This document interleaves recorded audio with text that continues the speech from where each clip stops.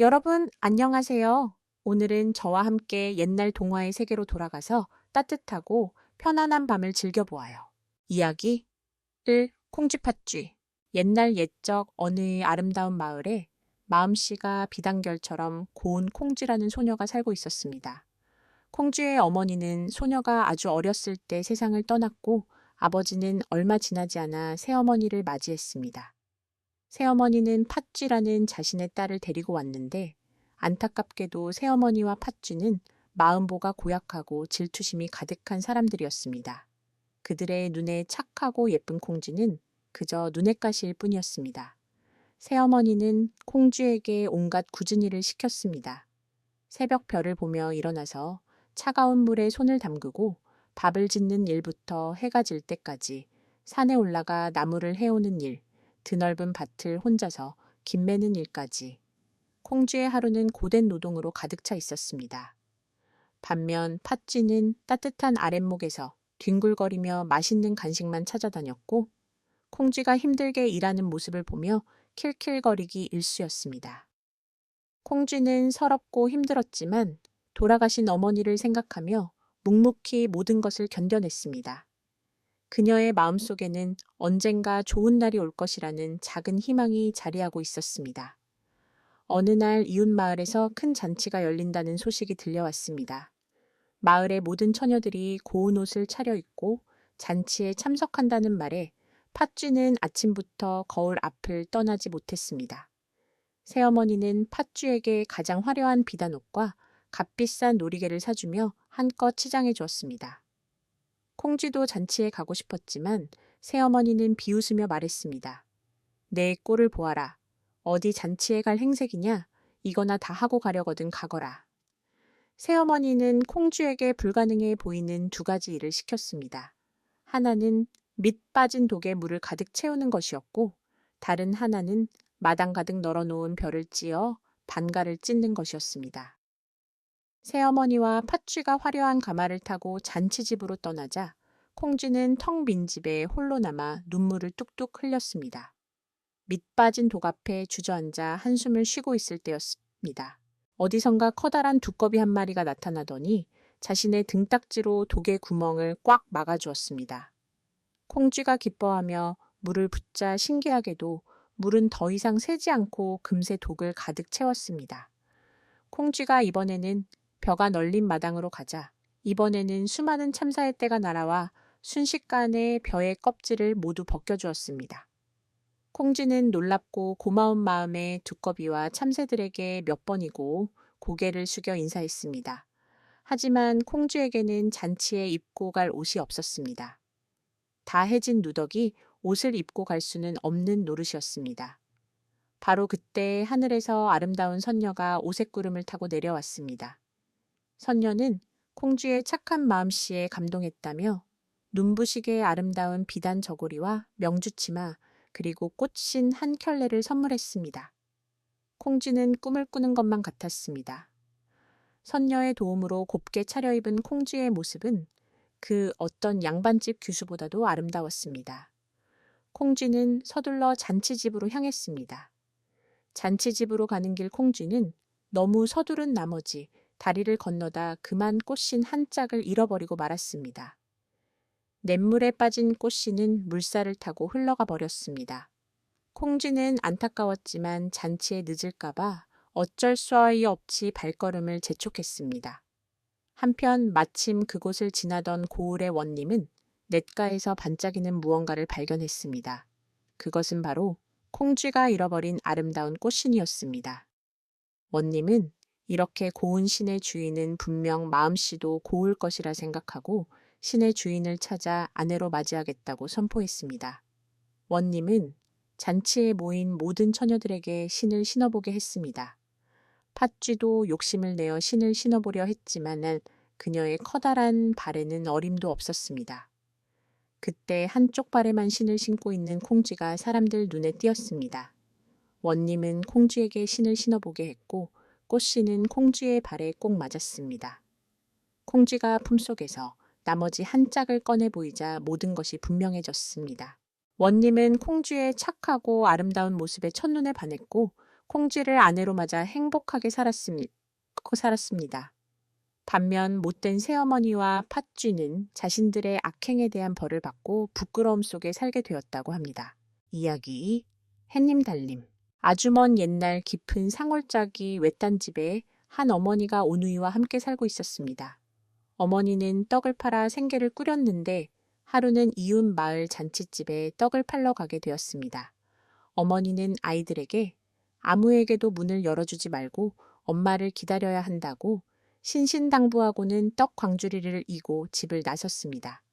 날이 저물고 어머니는 지친 몸을 이끌고 집으로 돌아오고 있었습니다. 캄캄한 산길을 혼자 걷자니 으스스한 기분이 들었습니다. 고개를 넘어가려는데 커다란 호랑이 한 마리가 불쑥 나타나 길을 막았습니다. 떡 하나 주면 안 잡아먹지. 호랑이가 으르렁거리자 겁에 질린 어머니는 얼른 떡 하나를 던져주었습니다. 호랑이는 떡을 낼름 받아먹고는 사라지는 듯하더니 다음 고갯마루에서 또다시 나타났습니다. 떡 하나 더 주면 안 잡아먹지. 어머니는 또 떡을 던져주었습니다. 이런 일이 몇 번이고 반복되었고 결국 어머니의 떡 광주리는 텅 비고 말았습니다.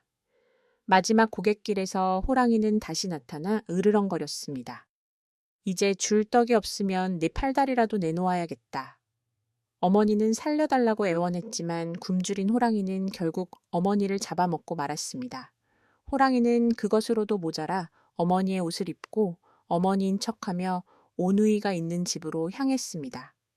집에 도착한 호랑이는 목소리를 가다듬고 문을 두드렸습니다. 얘들아, 엄마 왔다. 어서 문 열어라. 하지만 목소리가 평소에 다정한 어머니 목소리와는 달리 걸걸하고 이상했습니다. 오빠가 물었습니다. 엄마, 목소리가 왜 그래요?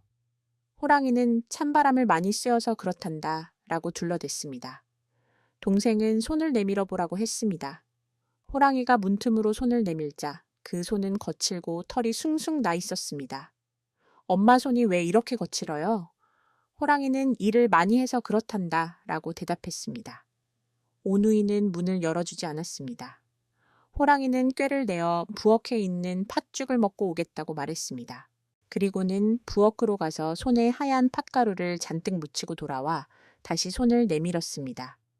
하얀 가루가 묻은 손을 본 오누이는 그제야 소가 문을 열어주고 말았습니다. 문을 열자마자 흉측한 호랑이가 집 안으로 뛰어들어왔고 겁에 질린 오누이는 비명을 지르며 뒷마당으로 도망쳤습니다. 오누이는 마당에 있는 커다란 나무 위로 재빨리 올라갔습니다.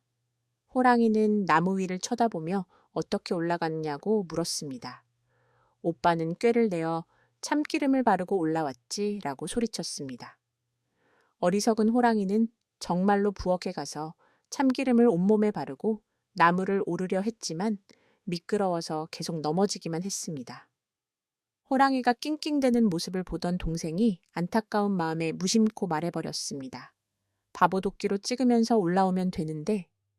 그 말을 들은 호랑이는 도끼를 가져와 나무를 쿵쿵 찍으며 올라오기 시작했습니다. 나무는 금방이라도 쓰러질 듯 흔들렸고 오누이는 이제 정말 끝이라고 생각했습니다.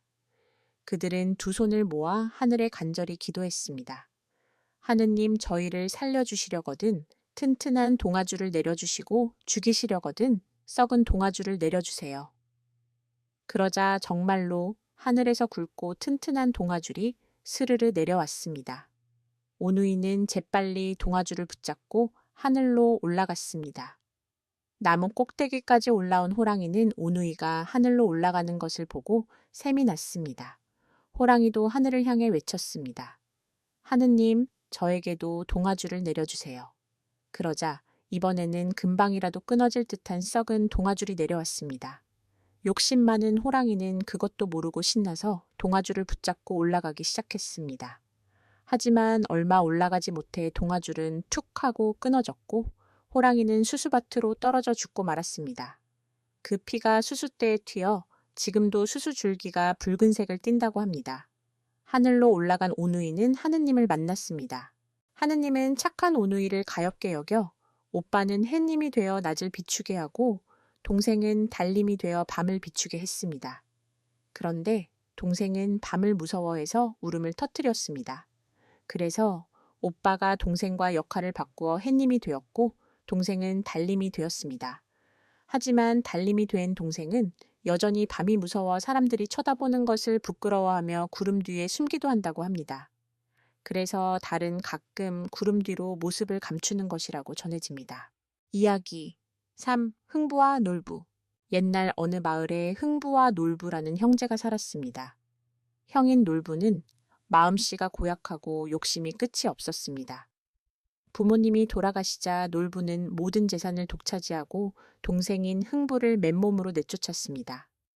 흥부는 아내와 배고픈 아이들을 데리고 마을 변두리에 다 쓰러져가는 초가집에서 살게 되었습니다. 흥부는 마음씨는 착했지만 너무 가난해서 아이들은 늘 배고픔에 울었고 옷은 다 해져서 남루하기 짝이 없었습니다.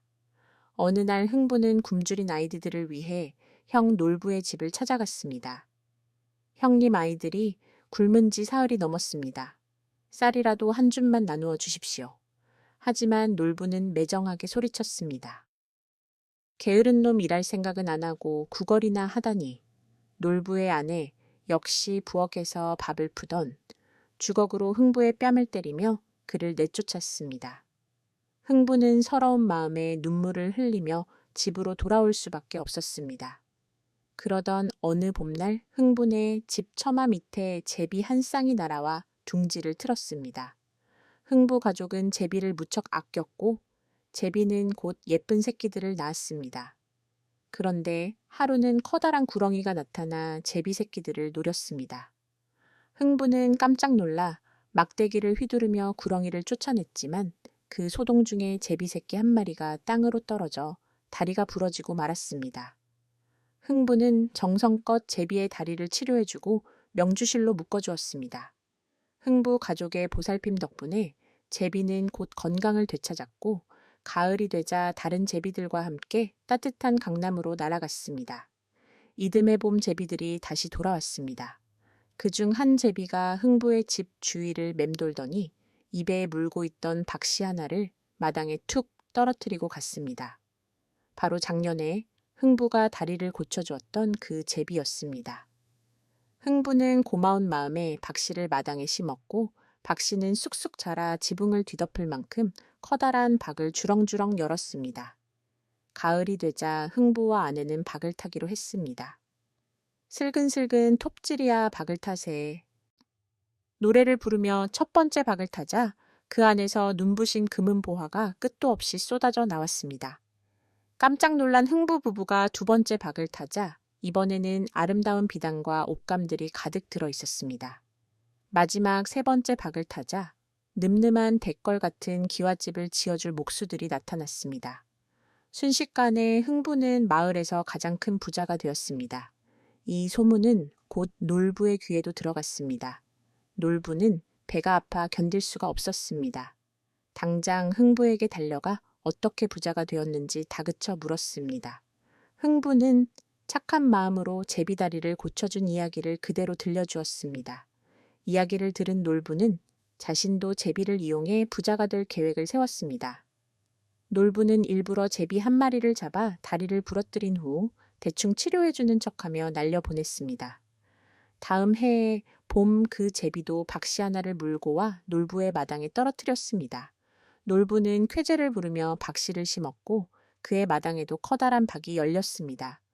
놀부 부부는 흥부보다 더 큰 부자가 될 것이라는 기대에 부풀어 박을 타기 시작했습니다. 어디 보자. 얼마나 대단한 것이 나올까. 첫 번째 박을 타자 그 안에서 나온 것은 금은 보화가 아니라 똥물을 뒤집어 쓴 도깨비들이었습니다. 도깨비들은 몽둥이를 들고 내 이놈 못된 놀부야, 욕심이 과하구나 하며 놀부 부부를 마구 때렸습니다.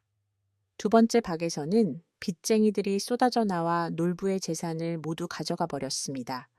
마지막 박을 타자 갑자기 홍수가 터져 나와 놀부의 집과 세간을 모두 쓸어가 버렸습니다. 하루아침에 알거지가 된 놀부 부부는 갈 곳이 없어져 길거리에 나앉게 되었습니다. 이 소식을 들은 마음씨, 착한 흥부는 한 걸음에 달려와 놀부 부부를 자신의 집으로 데려왔습니다. 형님, 이제라도 잘못을 뉘우치고 저희와 함께 삽시다. 흥부는 놀부를 용서하고 따뜻한 밥과 새 옷을 주며 함께 살았습니다.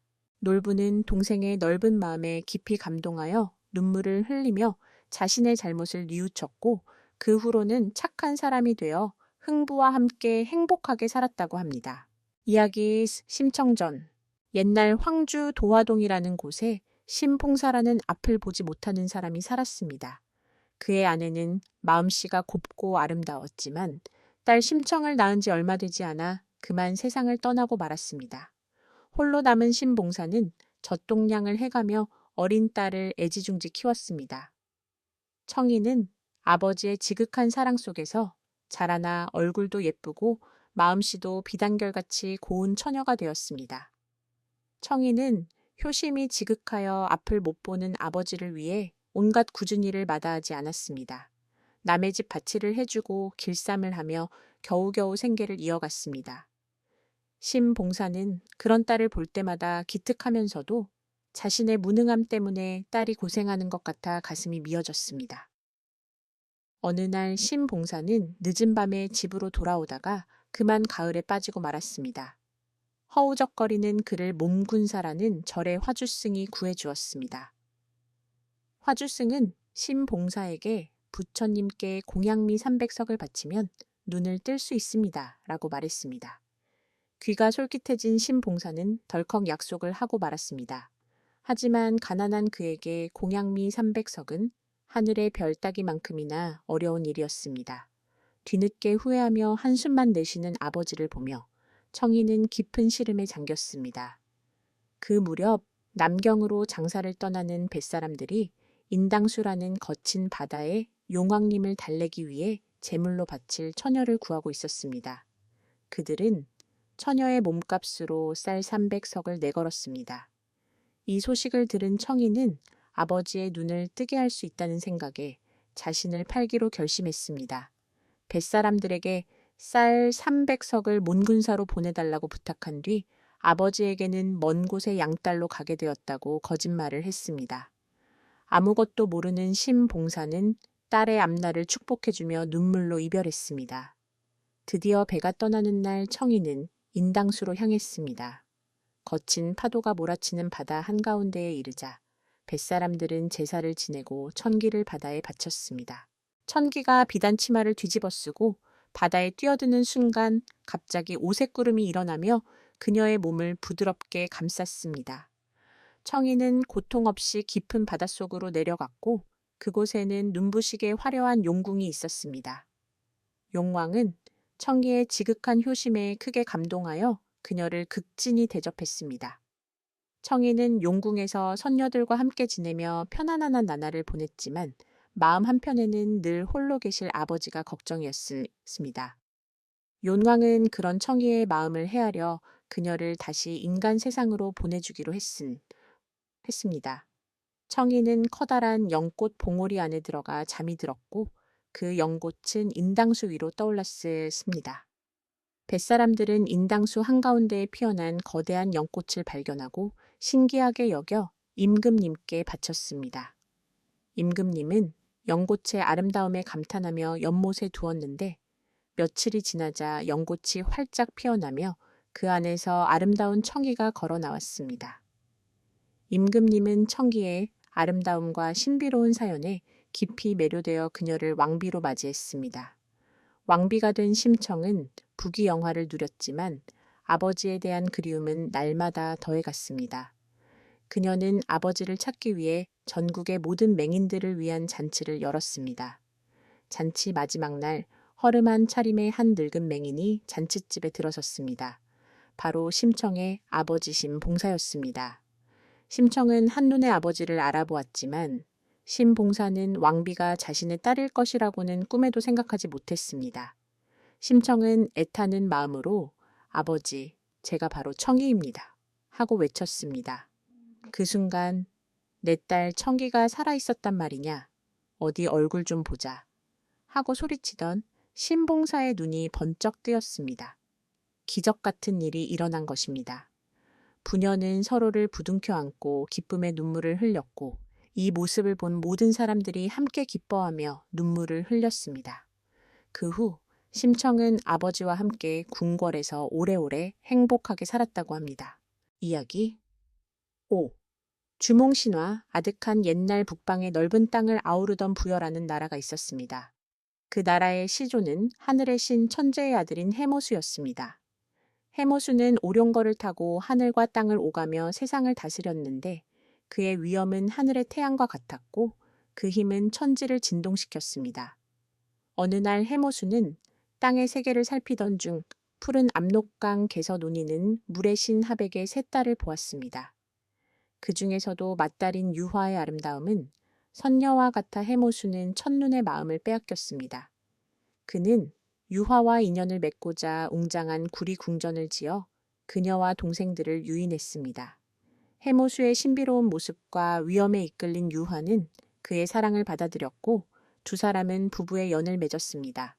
그러나 이 사실을 알게 된 하백은 크게 노했습니다. 자신의 허락도 없이 딸을 데려간 해모수에게 분노한 하백은 그와 신통력을 겨루었습니다. 하백이 인거로 변하자 해모수는 수달로 변해 그를 잡았고 하백이 사슴으로 변하자 해모수는 승냥이로 다시 하백이 꿩으로 변하자 매로 변해 그를 제압했습니다. 결국 해모수의 신성한 힘 앞에 굴복한 하백은 마지못해 혼인을 허락했습니다. 하지만 하백은 술에 취한 해모수를 가죽 부대에 가두어 하늘로 돌려보내려 했으나 해모수는 술에서 깨어나 홀로 하늘로 올라가 버렸습니다. 홀로 남겨진 유화에게 아버지 하백의 분노가 쏟아졌습니다. 하백은 딸의 입술을 길게 늘어뜨려 추하게 만든 뒤 너는 우리 가문의 수치다 라며 우발수라는 강가로 귀양을 보냈습니다. 한편 동부여의 왕이었던 금화왕은 사냥을 나갔다가 우발수에서 슬피 우는 유화를 발견했습니다. 그녀의 기이한 모습에 놀랐지만 자초지종을 듣고는 그녀를 불쌍히 여겨 궁궐로 데려왔습니다. 그런데 궁궐의 깊숙한 방에 머물던 유화에게 기이한 일이 일어났습니다. 이상하게도 한 줄기 햇살이 그림자처럼 유화를 계속 따라다니며 배를 비추었고 그 빛을 받은 유화는 이내 잉태하게 되었습니다. 10달 후 유화는 아이가 아닌 커다랗고 단단한 알 하나를 낳았습니다. 이를 본 금화왕은 크게 놀라며 불길하게 여겼습니다. 이것은 필시 상서롭지 못한 징조다. 어찌 사람의 몸에서 알이 태어날 수 있단 말인가? 당장 내다 버리거라. 왕의 명령에 따라 알은 마구간에 버려졌지만 말들은 알을 밟지 않고 오히려 따뜻한 입김을 불어주며 보호했습니다. 깊은 산속에 버리자 온갖 산짐승들이 나타나 알을 지켜주었고 들판에 버리자 커다란 새들이 날아와 날개로 알을 덮어주었습니다. 몇 번이고 알을 없애려 했으나 실패하자 금화왕은 마침내 그 알에 하늘의 뜻이 담겨 있음을 깨닫고 유화에게 돌려주었습니다. 유화가 따뜻한 천으로 알을 감싸두자 얼마 후 단단한 껍질을 깨고 한 사내 아이가 태어났습니다. 아이는 태어날 때부터 골격이 장대하고 그 기상이 남달랐습니다. 특히 활을 쏘는 솜씨가 매우 뛰어나 사람들은 그에게 부여말로 활을 잘 쏘는 사람이라는 뜻의 주몽이라는 이름을 붙여주었습니다. 주몽은 자라면서 더욱 비범한 재능을 드러냈습니다.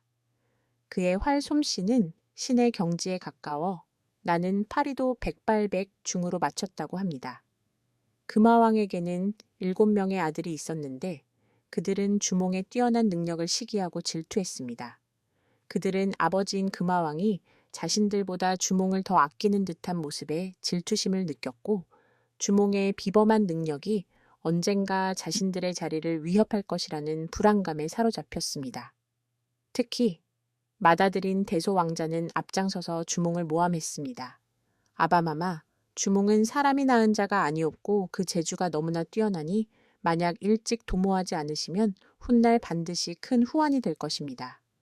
7 아들이 밤낮으로 주몽을 헐뜯자 금화왕의 마음도 흔들리기 시작했습니다. 왕은 주몽의 재능을 시험해보고자 그에게 말을 기르는 일을 맡겼습니다. 이는 그를 천한 신분으로 묶어두려는 의도였습니다. 하지만 주몽은 어머니 유화 부인의 지혜를 빌려 이 위기를 기회로 만들었습니다. 그는 일부러 준맥에는 먹이를 적게 주어 비쩍 마르게 하고 두난말에게는 먹이를 많이 주어 살찌게 했습니다. 금화왕은 살찐 말을 자신이 타고 야윈 말을 주몽에게 주었습니다. 주몽은 남몰래 그 야윈 준말을 정성껏 돌보며 힘을 길렀습니다. 시간이 흐를수록 왕자들의 시기와 사례는 더욱 노골적으로 변해갔습니다. 이를 눈치챈 유화 부인은 아들을 몰래 불렀습니다. 얘야, 이곳에 더 머물다가는 목숨을 부지하기 어려울 것이다. 뛰어난 재능을 가진 자가 남의 아래에 있는 것은 스스로 화를 부르는 법이다. 남쪽으로 내려가 너만의 큰 뜻을 펼치거라. 천하를 얻을 기회가 너를 기다리고 있다. 어머니의 간곡한 당부에 주몽은 마침내 동부여를 떠나기로 결심했습니다. 그는 자신을 따르던 충직한 신하 오이마리 협보와 함께 남쪽을 향한 머나먼 여정을 시작했습니다. 주몽이 떠난 것을 알게 된 대소 왕자와 군사들은 즉시 그들의 뒤를 맹렬하게 추격했습니다. 주몽 일행은 말에 채찍질을 가하며 밤낮으로 달렸지만 추격군은 점점 가까워졌습니다. 마침내 그들은 엄리대수라는 거대한 강에 이르러 길이 막히고 말았습니다. 뒤에서는 함성 소리가 들려오고 앞에는 거센 물결이 흐르니 진퇴양난의 위기였습니다. 그 순간 주몽은 하늘을 향해 크게 외쳤습니다. 나는 천재의 손자요 하백의 외손이다. 지금 난을 피하여 이곳에 이르렀으나 추격하는 군사들이 뒤를 따르니 이 위기를 어찌하면 좋겠는가. 그리고는 손에 든 활로 강물을 세차게 내리쳤습니다. 그러자 놀랍게도 강물 속에서 수많은 물고기와 자라떼가 떠올라 순식간에 다리를 만들었습니다. 주몽 일행은 그 다리를 밟고 무사히 강을 건널 수 있었습니다. 그들이 강을 다 건너자 물고기와 자라들은 흩어져 다리는 사라졌고 뒤따라온 추격군들은 강을 건너지 못하고 발만 동동 구를 뿐이었습니다. 위기를 벗어난 주몽은 계속해서 남쪽으로 향했습니다. 그는 졸본이라는 기름진 땅에 이르러 도읍을 정하고 나라의 기틀을 다지기 시작했습니다. 그는 자신의 성을 고시로 삼았으니 이는 그가 하늘의 자손, 즉 고귀한 혈통임을 의미하는 것이었습니다. 그리고 나라의 이름을 고구려라 하였습니다. 이것이 바로 기원전 37년 동북아시아를 호령했던 위대한 제국 고구려의 시작이었습니다. 고주몽, 즉 동명선광은 나라를 세운 후 흩어져 있던 부족들을 통합하고 농업을 장려하며 백성들의 삶을 안정시켰습니다. 그는 뛰어난 무예와 지혜로 나라의 영토를 넓혔고 강건한 고구려의 정신을 세웠습니다. 아래서 태어난 영웅 주몽의 이야기는 단순한 신화를 넘어 역경을 극복하고 위대한 나라를 세운 한 민족의 불굴의 의지와 기상을 상징하는 서사시로 오늘날까지 전해지고 있습니다. 이야기 6집 박혁것의 신화. 신라 천년 왕국의 서막이 열리기 전 한반도의 동남쪽 땅은 아직 하나의 이름 아래 뭉치지 못한 채 여러 부족의 연맹체로 존재하고 있었다. 훗날 신라의 심장부가 될 서라벌 땅에는 6개의 촌락이 흩어져 각기 다른 촌장의 다스림 아래 있었다. 알천의 양산촌, 돌산의 고어촌 무산의 대수촌 취산의 진지촌 금산의 가리촌 명활산의 고야촌이 바로 그들이었다. 이들 6촌의 촌장들은 때때로 모여 공동의 문제를 논의했지만 그들을 하나로 묶어줄 강력한 구심점, 즉 하늘의 뜻을 받든 위대한 군주는 아직 없었다. 백성들은 비록 평화롭게 살고 있었으나 가슴 한편에는 혼란스러운 시대를 끝내고 모두를 아우를 수 있는 현명한 지도자의 출현을 간절히 바라고 있었다. 그 6촌장 중 가장 지혜롭고 덕망이 높았던 이는 고허촌의 촌장 소벌돌이었다. 어느 맑은 날 소벌돌이는 다른 5촌장들을 불러 모았다. 우리 6촌이 비록 각자의 터전에서 살고 있으나 우리를 이끌어줄 군주가 없어 백성들의 마음이 하나로 모이지 못하고 있소. 이제 우리 모두 하늘에 기도하여 덕이 높고 성스러운 임금을 맞이하여 나라의 기틀을 세우는 것이 어떻겠소. 다른 촌장들 역시 그의 말에 깊이 공감했다. 그들은 함께 높은 곳에 올라 서라벌 땅을 굽어보며 한마음으로 기도했다. 천지신명이시여, 이 땅에 평화와 번영을 가져다 줄 위대한 군주를 내려주시옵소서. 그들의 기도가 하늘에 닿았던 것일까? 며칠이 지난 어느 날 고허촌장 소벌돌이가 양산 기슭을 거닐고 있을 때 나정이라는 우물가 숲속에서 기이하고도 신비로운 광경을 목격하게 되었다. 난데없이 하늘에서 오색찬란한 서광이 땅으로 뻗어내리고 있었고 그 빛의 중심에는 백마 한 마리가 무릎을 꿇고 공손히 절을 하는 듯한 자세로 조용히 울고 있었다. 그 울음소리는 슬픔이 아닌 경애와 경탄에 찬 신성한 소리처럼 들렸다. 소벌돌이는 숨을 죽인 채 조심스럽게 그곳으로 다가갔다.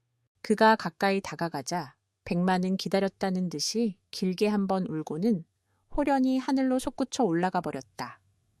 말의 그림자마저 사라진 자리빛이 머물렀던 그 땅 위에는 자주색의 커다란 알 하나가 놓여 있었다. 그 알은 박처럼 둥글고 표면은 옥처럼 매끄러웠으며 스스로 은은한 빛을 뿜어내고 있었다. 소벌돌이는 이것이 필시 하늘이 내리신 상서로운 징조임을 직감했다.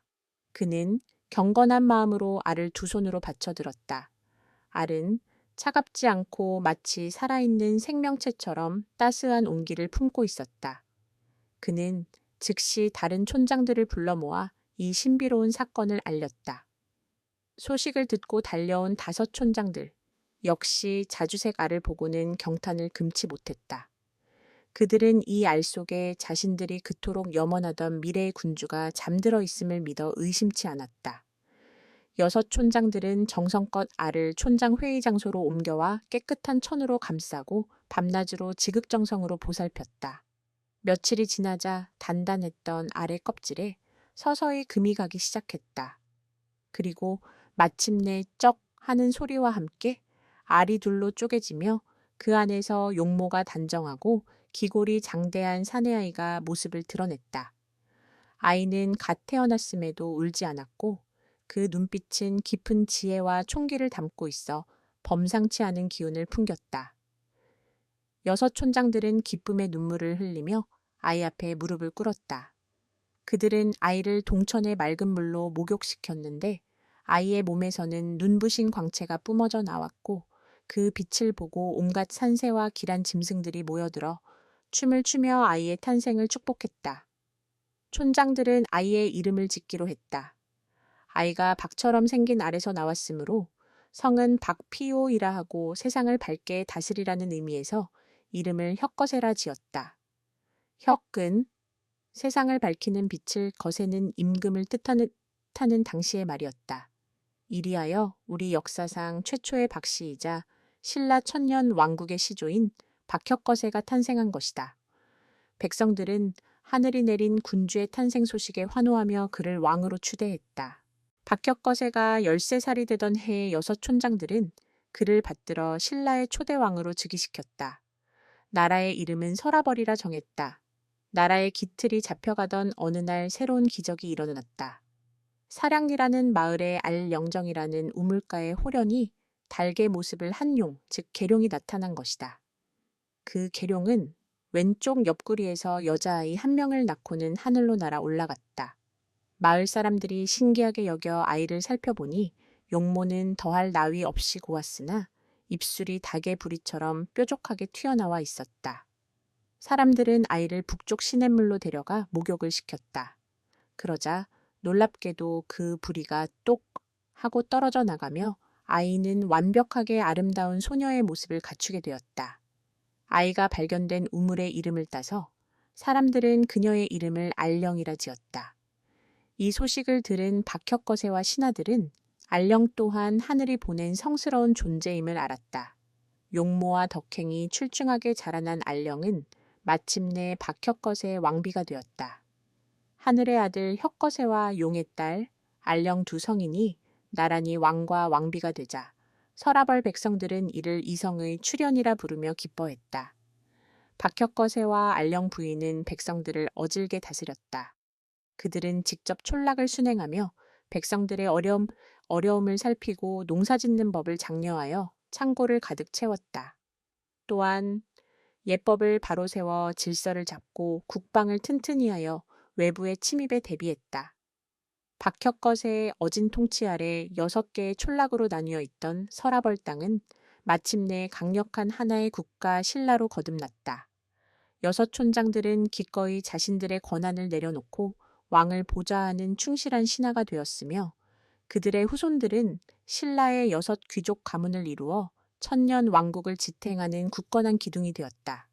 박혁거세는 무려 61년 동안이나 나라를 평화롭게 다스렸다. 그의 치세 동안 신라는 주변의 작은 나라들을 병합하며 점차 강성한 국가의 면모를 갖추어 나갔다. 백성들은 태평성대를 누리며 왕을 하늘처럼 떠받들었다. 기나긴 세월이 흘러 박혁거세가 세상을 떠날 때가 되었을 때 또 한 번 기이하고도 신비로운 일이 일어났다. 왕위에 오른 지 61년째 되던 해, 봄 박혁거세는 갑자기 하늘로 솟구쳐 올라갔다. 백성들이 슬픔에 잠겨 하늘만 바라보고 있을 때 이래 뒤에 왕의 몸이 5조각으로 나뉘어 땅으로 흩어져 떨어졌다. 백성들과 왕비 알령은 비통함 속에 왕의 시신을 하나로 합쳐 장사를 지내려 했다. 하지만 그들이 시신을 모으려고 할 때마다 어디선가 커다란 뱀 한 마리가 나타나 맹렬하게 방해하여 결국 시신을 합칠 수가 없었다. 사람들은 이 또한 하늘의 깊은 뜻이라 여기고 왕의 몸 5조각을 각각 다른 곳에 정성껏 묻어 무덤을 만들었다.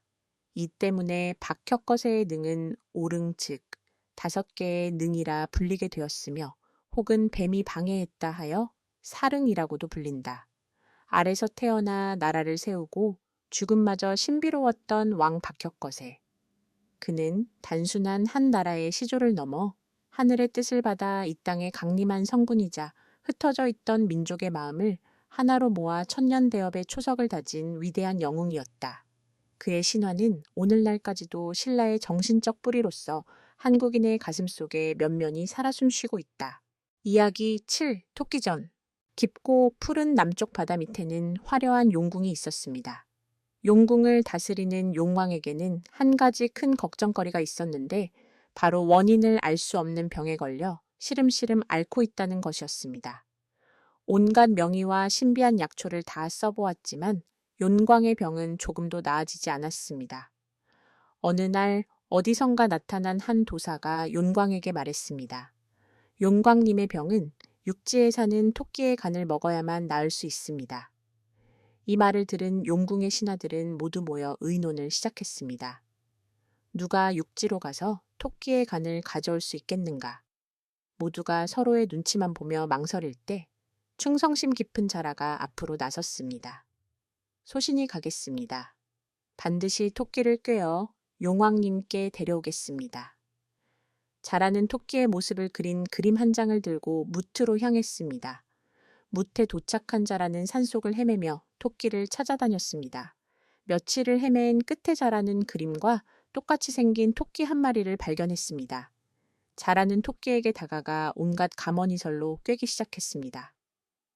토끼님, 이렇게 아름다운 산속에만 계시기에는 너무 아깝습니다. 저를 따라 바닷속 용궁에 가시면 눈부신 산호와 진주로 꾸며진 궁궐에서 온갖 부귀영화를 누리며 사실 수 있습니다.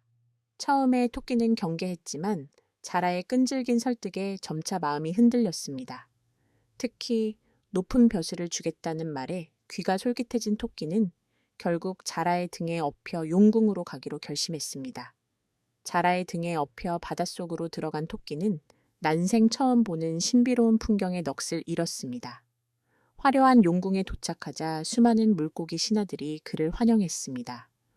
토끼는 용광 앞에 불려 나갔습니다. 병색이 완연한 용광은 토끼를 보자마자 말했습니다. 네가 바로 토끼로구나. 내 병을 고치기 위해 내 간이 필요하니 어서 간을 내놓아라. 그제야 자신이 속았다는 것을 깨달은 토끼는 정신이 아찔했습니다. 꼼짝없이 죽게 생긴 절체절명의 순간 토끼는 재빨리 머리를 굴려 기가 막힌 꾀를 생각해냈습니다. 토끼는 태연한 척 웃으며 말했습니다. 아이고 용왕님, 그런 줄 알았더라면 진작 가져왔을 것을요. 저희 토끼들은 간을 몸속에 넣고 다니면 기운이 빠져서 평소에는 깨끗한 바위 틈에 꺼내놓고 말려둡니다. 용궁에 오기 전에도 맑은 물에 깨끗이 씻어 양지 바른 곳에 두고 왔습니다.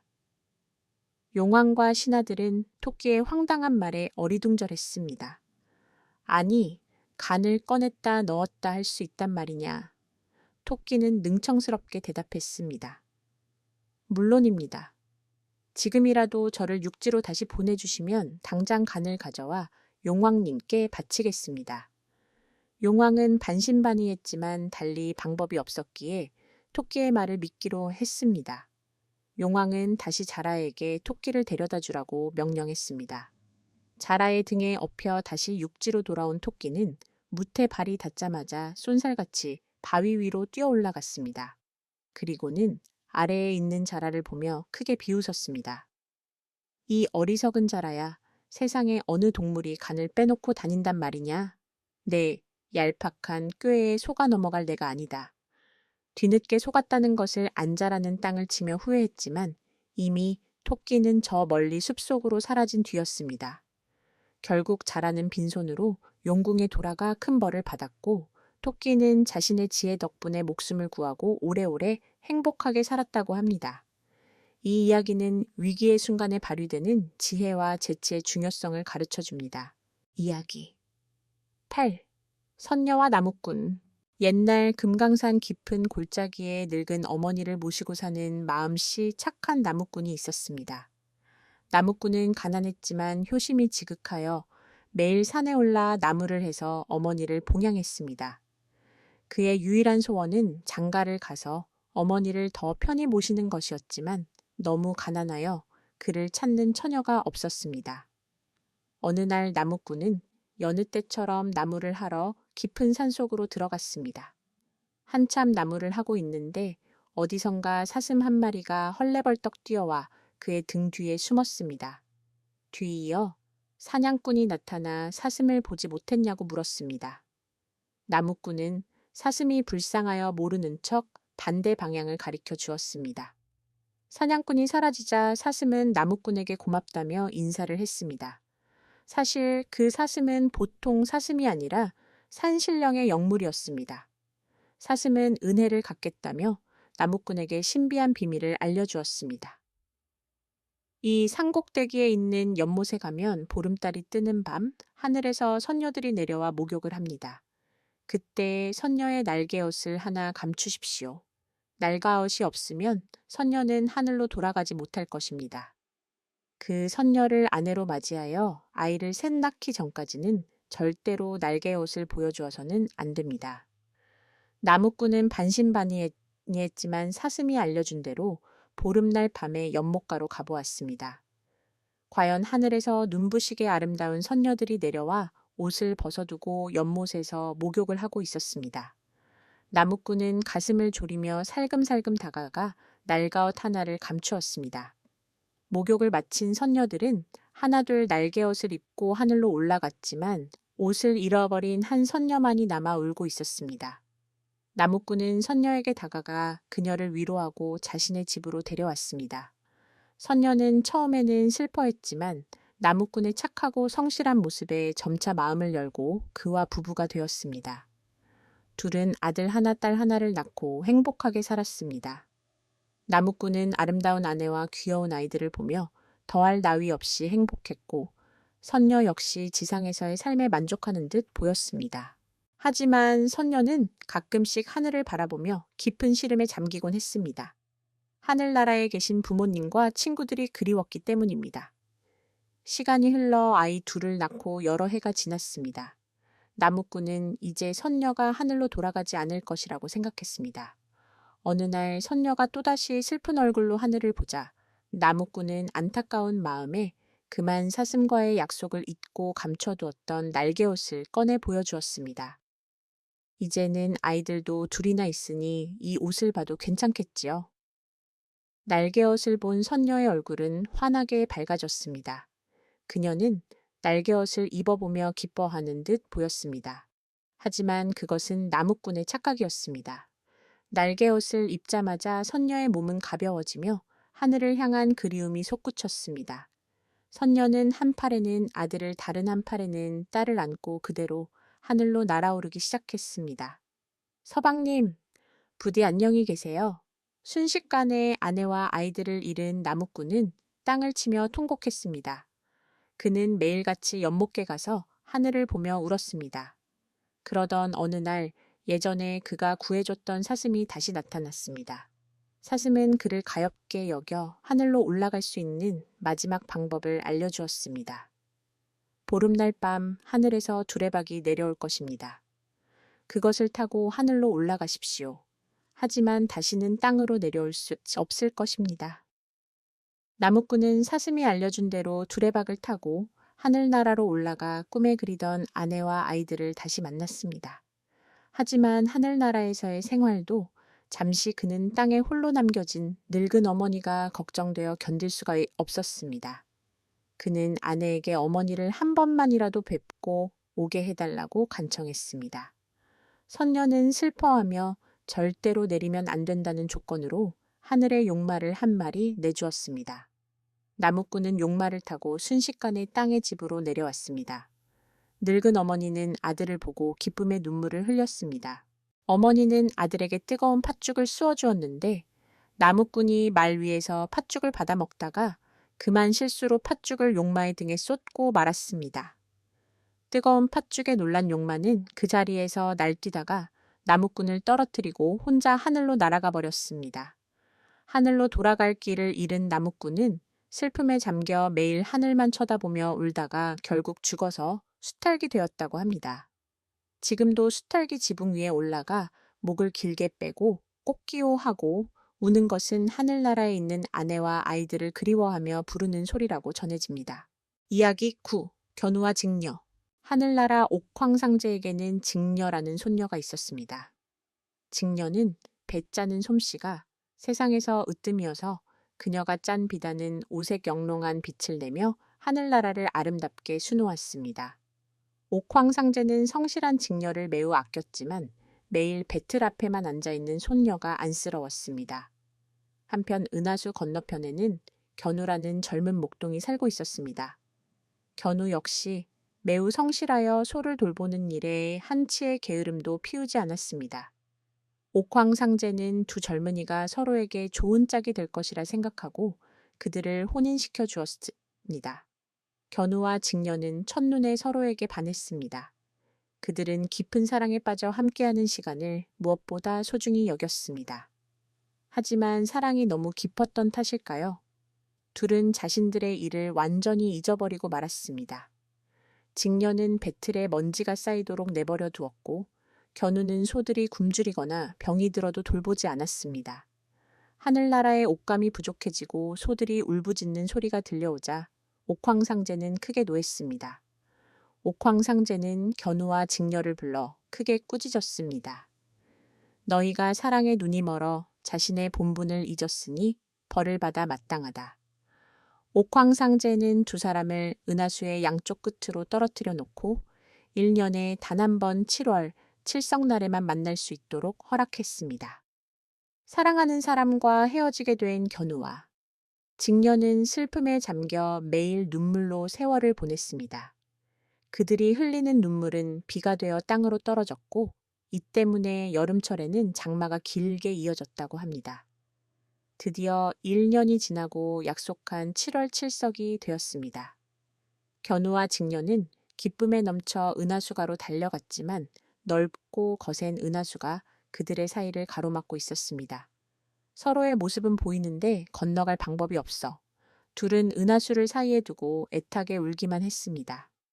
이 안타까운 모습을 지켜보던 땅 위의 까치와 까마귀들이 그들을 돕기로 했습니다. 전국의 모든 까치와 까마귀들이 하늘로 날아올라 자신들의 몸으로 다리를 만들기 시작했습니다. 까치와 까마귀들이 머리를 맞대어 만든 다리는 은하수를 가로질러 견우와 직녀를 이어주었고 이 다리를 오작교라고 부릅니다. 견우와 직녀는 오작교 위에서 1년 만에 감격적인 재회를 했습니다. 그들은 서로를 부둥켜 안고 그동안 쌓였던 그리움과 사랑을 나누었습니다. 하지만 행복한 시간은 짧기만 했습니다. 날이 밝아오자 그들은 다시 헤어져야만 했습니다. 다음 해 7월 칠석을 기약하며 그들은 아쉬운 눈물을 흘리며 돌아섰습니다. 그래서 칠성날 저녁에는 비가 내리는 경우가 많은데 이는 견우와 직녀가 만나서 흘리는 기쁨의 눈물이고 다음날 새벽에 내리는 비는 헤어짐의 슬픔 때문에 흘리는 눈물이라고 합니다. 또한 칠석이 지나고 나면 까치와 까마귀들의 머리가 벗겨져 있는 것을 볼 수 있는데 이는 견우와 직녀가 오작교를 밟고 지나갔기 때문이라고 전해집니다. 이 이야기는 사랑과 책임, 그리고 애탄자에 탄 기다림의 아름다움을 보여주는 한국의 대표적인 설화입니다. 이야기 10. 도깨비 방망이. 옛날 어느 마을에 마음씨 착한 나무꾼과 욕심 많은 나무꾼이 이웃하여 살고 있었습니다. 착한 나무꾼은 비록 가난했지만 정직하고 성실했으며 욕심 많은 나무꾼은 부유했지만 남을 돕는 데는 인색하고 더 많은 재물을 탐냈습니다. 어느 날 착한 나무꾼이 산에 나무를 하러 갔다가 그만 날이 저물고 말았습니다. 길을 잃고 헤매던 그는 산속에서 불빛이 새어나오는 낡은 오두막을 발견했습니다. 추위와 어둠을 피하기 위해 오두막 안으로 들어간 그는 깜짝 놀랐습니다. 그곳은 무시무시하게 생긴 도깨비들의 소굴이었기 때문입니다. 나무꾼은 들키지 않으려고 커다란 나무 괴짝 속에 몸을 숨겼습니다. 밤이 깊어지자 도깨비들이 하나둘 모여들어 잔치를 벌이기 시작했습니다. 그들은 시끄럽게 노래하고 춤을 추며 금 나와라 뚝딱 은 나와라 뚝딱 하고 외치며 방망이를 휘둘렀습니다. 그러자 정말로 방망이에서 번쩍이는 금은보화가 쏟아져 나왔습니다. 나무꾼은 괴짝 속에서 숨을 죽이고 이 놀라운 광경을 지켜보았습니다. 한참 잔치를 즐기던 도깨비들은 메밀묵을 먹고 싶어졌습니다. 그런데 한 도깨비가 세상에서 가장 무서운 게 뭔지 알아? 바로 메밀묵이야 하고 말했습니다. 사실 도깨비들은 메밀묵을 아주 좋아했지만 그들만의 비밀스러운 농담이었던 것입니다. 괴짝 속에 숨어있던 나무꾼은 배가 고파서 자신도 모르게 에이 배고파 죽겠네 하고 중얼거렸습니다. 그 소리를 들은 도깨비들은 오두막 안에 사람이 있다는 것을 알고 깜짝 놀랐습니다. 그들은 서로 사람이다, 사람이 나타났다 고 소리치며 허둥대기 시작했습니다. 바로 그때 나무꾼은 도깨비들이 메밀묵을 무서워한다는 말을 떠올리고 기지를 발휘했습니다. 그는 괴짝 안에서 메밀묵이다 메밀묵이 나타났다 하고 큰 소리로 외쳤습니다. 그 소리에 도깨비들은 혼비백산하여 으악 메밀묵이다 도망가자 하고 외치며 그들이 아끼던 도깨비 방망이도 내팽개치고 뿔뿔이 흩어져 도망가 버렸습니다. 혼자 남은 나무꾼은 괴짝에서 나와 도깨비들이 버리고 간 방망이를 주워들었습니다. 그는 혹시나 했나 하는 마음에 방망이를 들고 금 나와라 뚝딱 하고 외쳐보았습니다. 그러자 정말로 눈앞에 금화가 수북이 쌓였습니다. 착한 나무꾼은 도깨비 방망이 덕분에 큰 부자가 되었습니다. 그는 커다란 기와집을 짓고 맛있는 음식을 먹으며 살았지만 여전히 착한 마음을 잃지 않고 가난한 이웃들을 도우며 살았습니다. 이 소문을 들은 욕심쟁이 나무꾼은 배가 아파서 견딜 수가 없었습니다. 그는 당장 착한 나무꾼에게 달려가 어떻게 부자가 되었는지 캐물었습니다. 착한 나무꾼은 산속 오두막에서 있었던 일을 솔직하게 이야기해 주었습니다. 이야기를 들은 욕심쟁이 나무꾼은 자기도 도깨비 방망이를 얻어야겠다고 마음먹었습니다.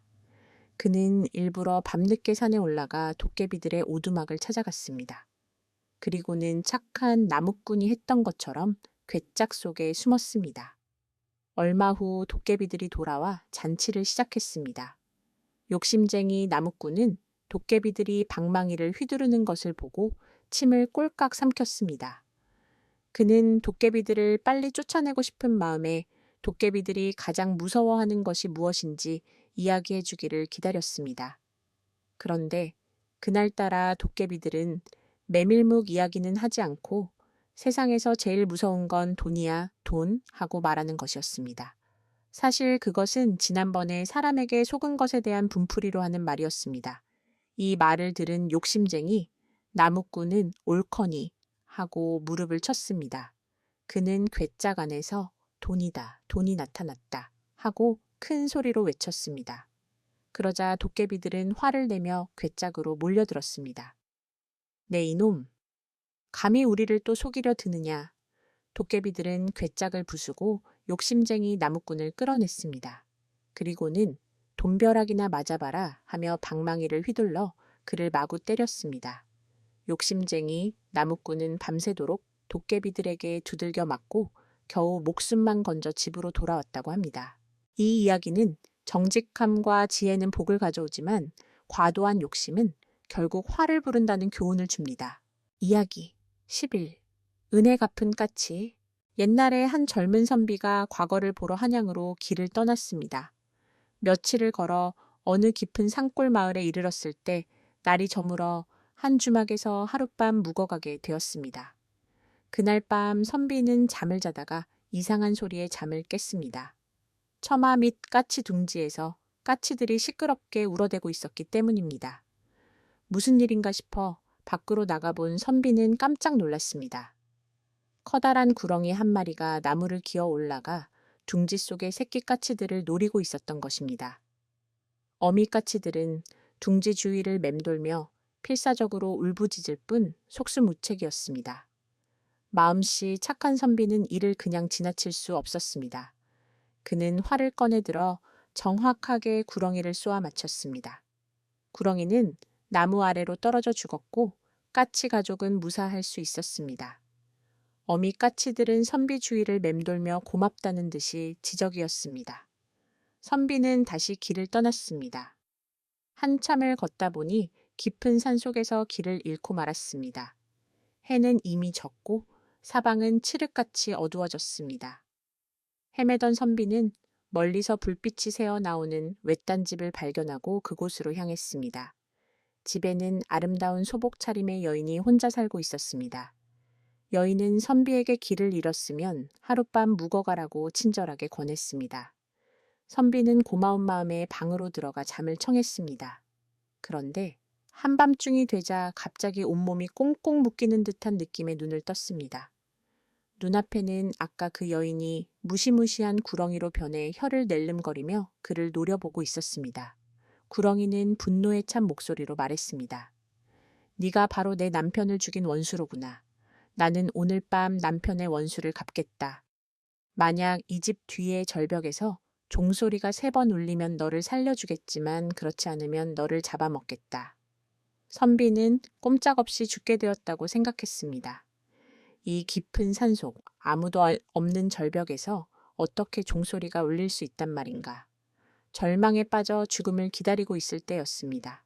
어디선가 댕 하고 맑은 종소리가 울려 퍼졌습니다. 구렁이와 선비는 동시에 깜짝 놀랐습니다. 잠시 후 댕 하고 2번째 종소리가 울렸습니다. 구렁이는 믿을 수 없다는 듯 몸을 부들부들 떨었습니다. 그리고 마침내 댕 하고 3번째 종소리가 울렸습니다. 약속대로 선비는 목숨을 구했지만 구렁이는 원통함을 이기지 못하고 피를 토하며 죽었습니다. 날이 밝자 선비는 궁금한 마음에 집 뒤의 절벽으로 가보았습니다. 그곳에는 커다란 종이 있었고 그 아래에는 까치 2마리가 머리가 깨진 채 죽어 있었습니다. 바로 선비가 구해줬던 그 어미 까치들이었습니다. 까치들은 자신들의 목숨을 구해준 은혜를 갚기 위해 머리로 종을 들이받아 종소리를 낸 것이었습니다. 선비는 까치들의 희생에 눈물을 흘리며 그들을 양지 바른 곳에 묻어주었습니다. 그 후 선비는 한양으로 가 과거에 장원급제하였고 평생 동안 까치들의 은혜를 잊지 않고 선정을 베푸는 훌륭한 관리가 되었다고 합니다. 이 이야기는 작은 생명이라도 소중히 여기고 선행을 베풀면 언젠가는 반드시 그 보답을 받게 된다는 교훈을 우리에게 전해줍니다. 이야기 12. 호랑이와 곶감. 아주 추운 겨울밤 배고픈 호랑이가 먹이를 찾아 어슬렁거리며 산에서 내려왔습니다. 호랑이는 한 마을의 외딴 집 근처에 숨어 먹잇감을 노리고 있었습니다. 마침 그 집 안에서는 아기가 계속해서 울고 있었습니다. 아기 엄마는 우는 아기를 달래기 위해 온갖 방법을 다 썼습니다. 얘야, 뚝 그치지 않으면 늑대가 와서 물어간다. 하지만 아기는 울음을 그치지 않았습니다. 밖에서 엿듣고 있던 호랑이는 나보다 무서운 늑대가 있다니 하고 생각했지만 여전히 아기는 울고 있었습니다. 이번에는 엄마가 자꾸 울면 곰이 와서 잡아간다 하고 말했습니다. 그래도 아기는 소용없이 더 큰 소리로 울었습니다. 호랑이는 속으로 늑대나 곰보다도 더 무서운 것이 있나 보군 하며 고개를 갸웃거렸습니다. 그때 엄마가 조용히 말했습니다. 자, 여기 곶감이다. 곶감 먹고 그만 울어라. 그러자 신기하게도 아기는 울음을 뚝 그쳤습니다. 이것을 들은 호랑이는 깜짝 놀랐습니다. 아니, 곶감이라는 놈은 얼마나 무서운 놈이기에 늑대나 곰보다도 더 무섭고 우는 아기 울음도 뚝 그치게 한단 말인가. 호랑이는 곶감이라는 정체 모를 존재에 대한 두려움에 사로잡혔습니다. 그는 곶감이 나타나기 전에 어서 이곳을 떠나야겠다고 생각했습니다. 바로 그때 집 안으로 소도둑이 살금살금 들어왔습니다. 소도둑은 캄캄한 어둠 속에서 외양간에 있던 호랑이를 살찐 소인 줄로 착각했습니다. 소도둑은 이놈 아주 실한 놈이구나 하며 호랑이의 등에 덥석 올라탔습니다. 호랑이는 드디어 곶감이 내 등에 올라탔구나 하고 생각하며 기겁했습니다. 그는 곶감에게서 벗어나기 위해 미친 듯이 달리기 시작했습니다.